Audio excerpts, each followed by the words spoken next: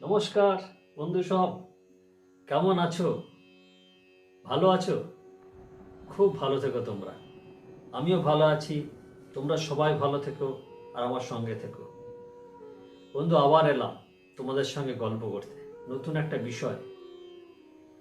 যেমন ধরো, আমরা আগের ভিডিওগুলোতে দেখেছি যে আমরা কি চাই, বাঁচি কিসের জন্য, বা ধরো স্বপ্ন কিভাবে দেখা উচিত বা কিসের জন্য দেখব, আর স্বপ্ন সফল করতে কার কার উপর নির্ভর করব, এবং সেটা করতে গেলে কোন কোন স্টেপগুলো ফলো করতে হয়, তাই না?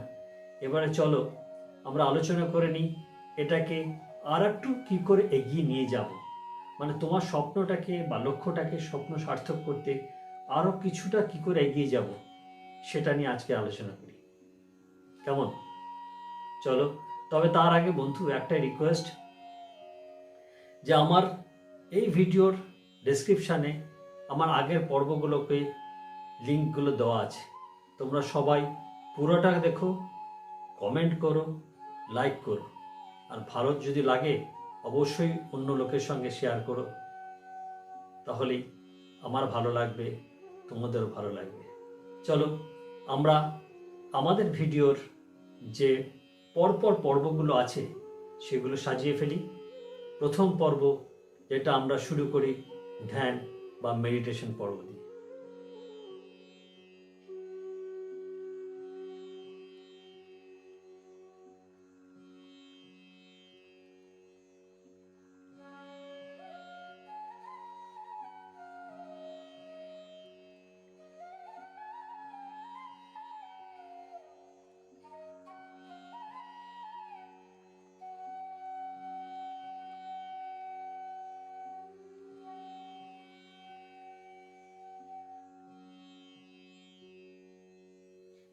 চোখটা বন্ধ রেখো বন্ধু, আস্তে আস্তে হাতটা কোলের ওপর নামিয়ে আসো। চোখটা খুলবে না। দীর্ঘ একটা প্রশ্বাস নাও। এবার আস্তে আস্তে নিঃশ্বাসটাকে ছেড়ে দাও। চোখ বন্ধ করে মনে করো তোমার চোখের সামনে দাঁড়িয়ে আছেন তোমার মা এবং বাবা, যারা তোমার প্রথম পৃথিবীতে এনেছিল, প্রথম কথা বলতে শিখিয়েছিল, প্রথম হাঁটতে শিখিয়েছিল। তাঁরাই তোমার প্রথম শিক্ষাগুরু। তাদের প্রতি কৃতজ্ঞতা জানাও এবং প্রণাম জানাও ও শ্রদ্ধা জানাও। স্মরণ করো সেই সব মানুষদের, সেই সব গুরুজনদের, সেই সব শিক্ষকদের বা শিক্ষিকাদের, যারা তোমাকে হাত ধরে পড়াশোনা শিখিয়েছিল। হতে পারে তোমাকে অনেক বকাবকি করে পড়াশোনা শিখিয়েছিল, তার জন্যই আজকের তুমি হয়ে উঠতে পেরেছ। স্মরণ করো সেই সব বন্ধু বান্ধব, আত্মীয় পরিজন, অফিস কলিগ বা স্কুলের বন্ধু বান্ধবদের কথা, যারা তোমার বিপদে পাশে দাঁড়িয়েছে, কোনো না কোনোভাবে তোমার উপকার করে এসছে। তাদের সবার প্রতি কৃতজ্ঞতা জানাও। পৃথিবীর সমস্ত মানুষ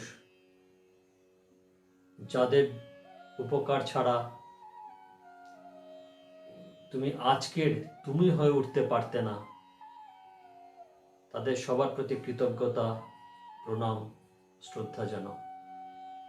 এবার কিছুক্ষণ সকলের কথা, সকলের চেহারা, সকলের মুখ, সকলের উপকারের কথা মনে মনে মনে করো এবং তাদের প্রতি কৃতজ্ঞতা জানাও। এইভাবে 10 সেকেন্ড থাকো।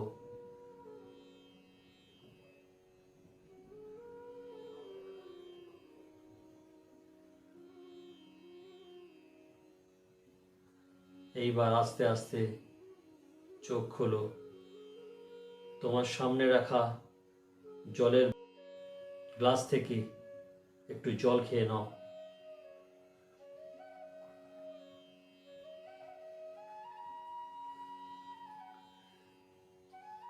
দেখবে তোমার মনটা অনেক হালকা লাগছে,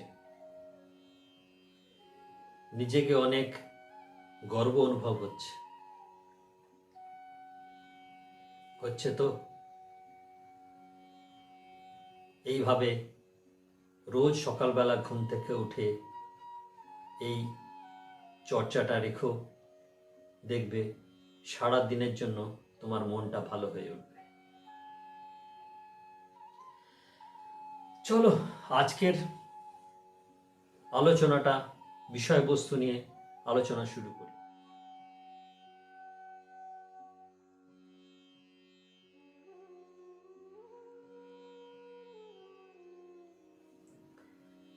তবে আজকে আলোচনা শুরু করব একটা গল্প করে।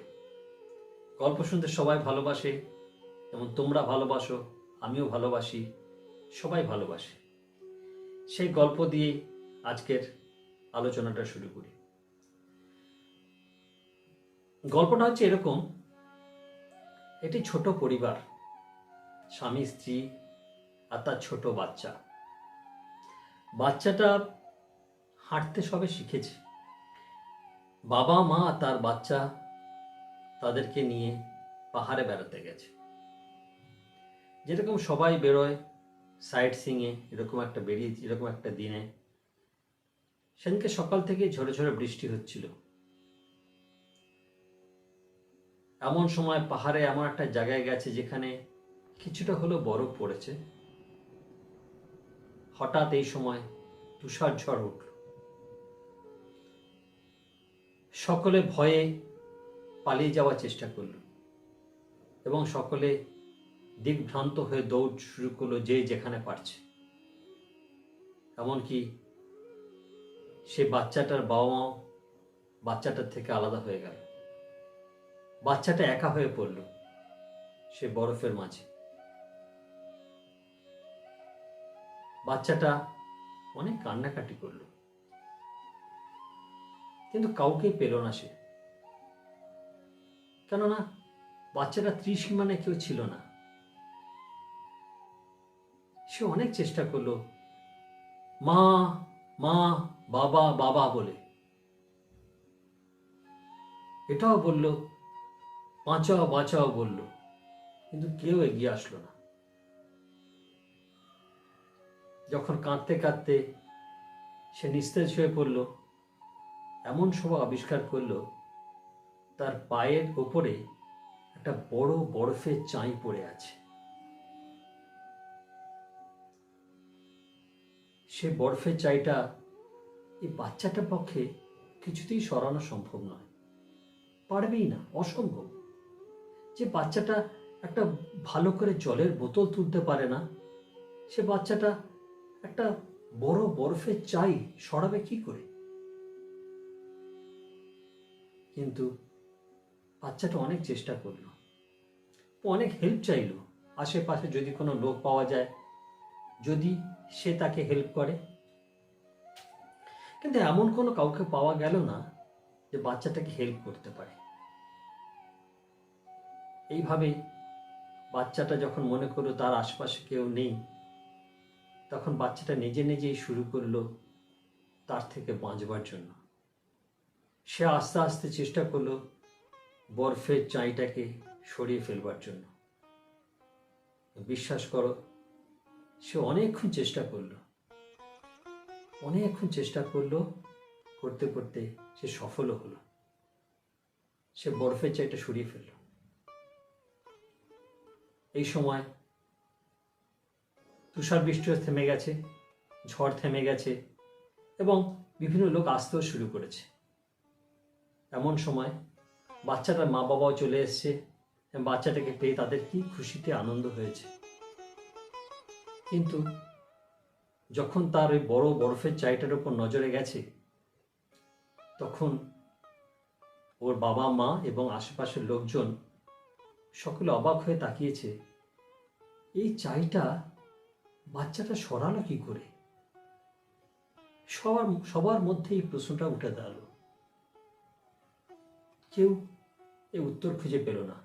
বাচ্চাটার পক্ষে এই অসম্ভবটা সম্ভব হলো কি করে? এমন সময় ভিড়ের মাঝ থেকে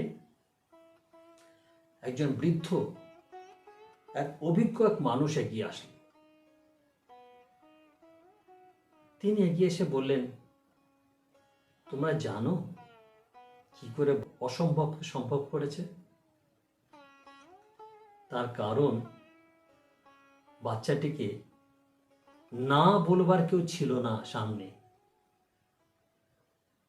মানে বাচ্চাটাকে বলার কেউ ছিল না, না না তুই পারবি না, না না তুই করিস না, না না তোর পক্ষে সম্ভব নয়। এই যে গল্পটা করলাম, এই গল্পটা করার অর্থটা বুঝলে কেউ?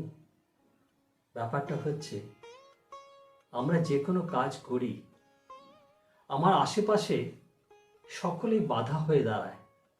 কেউ বলে তোর দ্বারা সম্ভব নয়, কিংবা কেউ হয়তো বলে না না তুই করিস না এটা, কিংবা বলবে হয়তো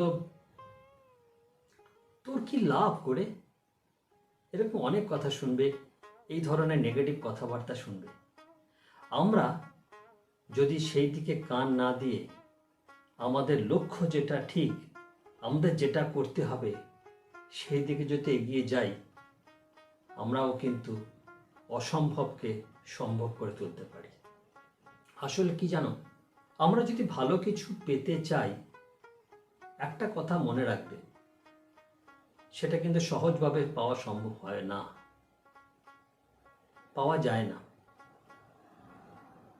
সেই পথ যেটা আমি পেতে চাই, সেটা অনেক কঠিন হতে পারে, সেই পথ অনেক দুর্গম হতে পারে, সেই পথে হাঁটতে গিয়ে বা সাফল্যের কাছে পৌঁছতে অনেক সময় লাগতে পারে। তার জন্য আমি যেটা চাই, যে ভালো জিনিস করতে চাই, সে আশাটা ত্যাগ করতে পারি না, মানে সেই আশাটা ছেড়ে দিতে পারি না। কেন জানো? তার কারণটা হচ্ছে, আমরাই একমাত্র জানি আমরা কিসের জন্য লড়ছি এবং কেন লড়ছি। যতক্ষণ এটা আমার মাথায় থাকবে, ততক্ষণ আমি সেই নেগেটিভের বিরুদ্ধে লড়েই যাব। কোনো নেগেটিভ আমাকে কাবু করতে পারবে না, আমাকে হারাতে পারবে না।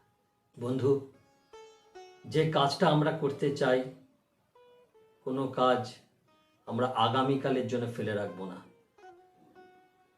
মানে আজ নয়, কাল করছি, এই কালটা যেন না আসে কোনোদিন।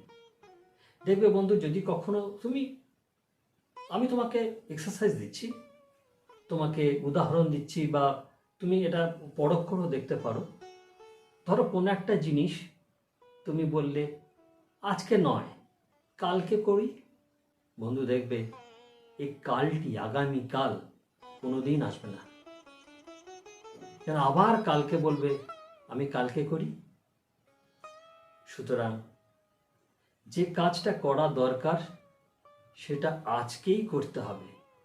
কেননা আমার হাতে আজকের দিনটাই আছে, এটাই ধরে নিতে হবে। আমরা যা করছি, বা আমার লক্ষ্যের জন্য, আমার স্বপ্নের জন্য যা যা করছি, সেটা হতে পারে আমার কাছে পছন্দ নাও হতে পারে। যে কাজটা করছি সেটা আমার কাছে পছন্দ নাও হতে পারে। ধরো এক্সাম্পল দিচ্ছি, কোনো একটা স্বপ্নের জন্য আমাকে হয়তো বই পড়তে হবে, বই পড়াশোনা করতে হবে, কিন্তু পড়াশোনাটা করা, বই পড়াটা আমার ভালো লাগে না, সেটা বললে চলবে না। তোমার হতে পারে তোমার অপছন্দের কাজ, কিন্তু সেটা যদি স্বপ্নের জন্য প্রয়োজন হয়, সেই কাজটা তোমাকে করে যেতেই হবে, করতেই হবে। আবার এটা হতে পারে যে কাজটা করতে চলেছো, সেই কাজটা অনেক সময় কষ্টের হতে পারে, তোমার পক্ষে, তোমার শারীরিক দিক থেকে বা তোমার মনের দিক থেকে কষ্ট হতে পারে, কিন্তু সেটা করতে হবে। হতে পারে সেই কাজটা করতে সময় লাগতে পারে, কিন্তু এত কিছু বাধা দেখে তুমি কাজের আশাটা ছেড়ে ফেলতে পারো না বা ত্যাগ করতে পারো না। এই সমস্যাগুলো আসবেই এই স্বপ্নের কাছাকাছি বা লক্ষ্যের কাছাকাছি পৌঁছতে। তাই বন্ধু, কোনো কিছুর জন্য অধৈর্য হবে না, ধৈর্য হারাবে না। তোমার পরিবর্তন আনতে হবে, তোমার নিজেকে নিজেকে ডেভেলপ করতে হবে, আপগ্রেড করতে হবে। কেন জানো আপগ্রেড করতে হবে বা প্রতিনিয়ত আমাদের নিজেকে চেঞ্জ করতে হবে? একটা উদাহরণ দিই। তুমি কখনো দেখেছো টেবিল বা চেয়ারের চেঞ্জ হয়? হয় না তো। কেন জানো? তারা জড় পদার্থ। সুতরাং যে নিজেকে চেঞ্জ করে না, সে জড় পদার্থের মতোই হয়ে যায়, টেবিল বা চেয়ারের মতো হয়। সুতরাং যে কোনো জীবিত প্রাণী প্রতিনিয়ত নিজেদেরকে চেঞ্জ করে। সুতরাং আমরাও আমাদেরকে চেঞ্জ করব। তার জন্য চেঞ্জটা কিভাবে করব? উপরের দিকে চেঞ্জ করব, মানে নেগেটিভ দিকে নয়, পজিটিভ দিকে চেঞ্জ করব। পজিটিভ দিকে চেঞ্জ করতে গেলে কি কি করতে হতে পারে? অনেক কিছু হয়তো পারে, পড়াশোনা করতে হতে পারে, নিজেকে আপগ্রেড করতে হতে পারে। সুতরাং আপগ্রেড করতে গেলে বা পজিটিভ ওয়েতে রাখতে গেলে আমার যা যা করতে হবে, আমি সেই সব কাজগুলো করব। আমরা নিজেকে আপগ্রেড করে খুব তাড়াতাড়ি লক্ষ্যের কাছে পৌঁছে যাই। যত তাড়াতাড়ি আমরা লক্ষ্যের কাছে পৌঁছব, তত তাড়াতাড়ি আমরা সফল হয়ে উঠব। তবে আজ এইটুকুই থাক। আমরা এরপরে আরো বিস্তারিত আরো অন্য বিষয় নিয়ে কথাবার্তা বলবো। তোমাদের সকলের সাফল্য কামনা করে আজকের পর্বটা শেষ করছি। সবাই ভালো থেকো। নমস্কার।